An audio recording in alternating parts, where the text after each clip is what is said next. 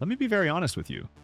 If in 2026 you're still trying to make money by selling simple websites, PDFs, or basic digital products, you're not wrong. But you're late to where the market is moving. People don't really want files anymore. They don't want static pages that just exist. They want things that work. Apps, dashboards, tools, systems. And today, you don't need to be a developer anymore to build them. Open Google Maps and search for a restaurant, a cafe, a gym, or a small local business. Click their website. Very often it doesn't exist, or it exists but it looks outdated and barely usable. These businesses are not thinking about AI, they're thinking about customers, bookings, orders, and payments. If you can give them something that handles those things, you're no longer selling a website, you're delivering a system.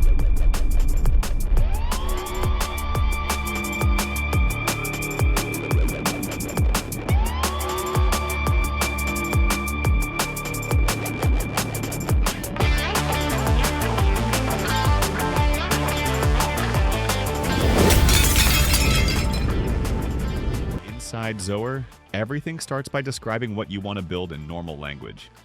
No code, no layout design, just a clear description. The platform turns that description into a working application. Not a mock-up, not a demo. A real project that runs.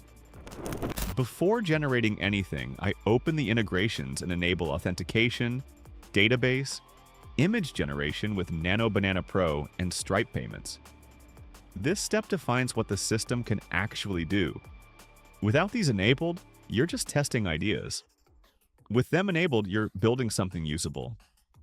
I also choose which AI model to start with. Usually I begin with Claude to get a clean structure, then I switch to Gemini 3.0 or MiniMax M2.1 to improve layout, text, or logic. I can switch models inside the same project, so I'm not locked into one model.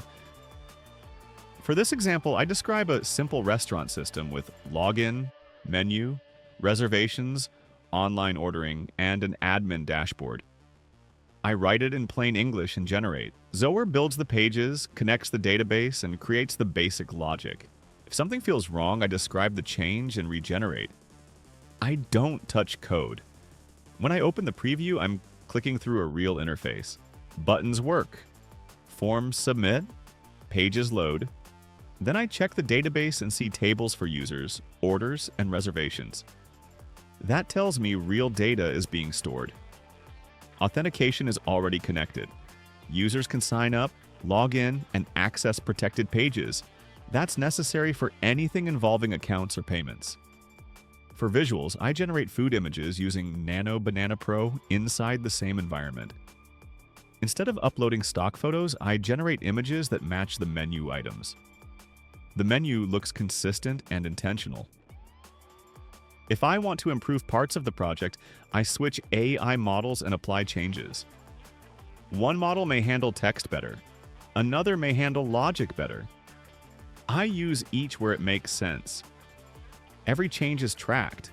If something breaks, I roll back to a previous version. No manual backups, no lost work. When the project is ready, I can export the full source code and database. I'm not dependent on the platform. I can host it elsewhere or give it to a developer for further customization. I can also connect a custom domain, which is important for real businesses. They want their own brand name. Stripe is already integrated. Even if Stripe isn't available in a country, the payment flow exists and can be adapted. From a business perspective, I build one core system and reuse it.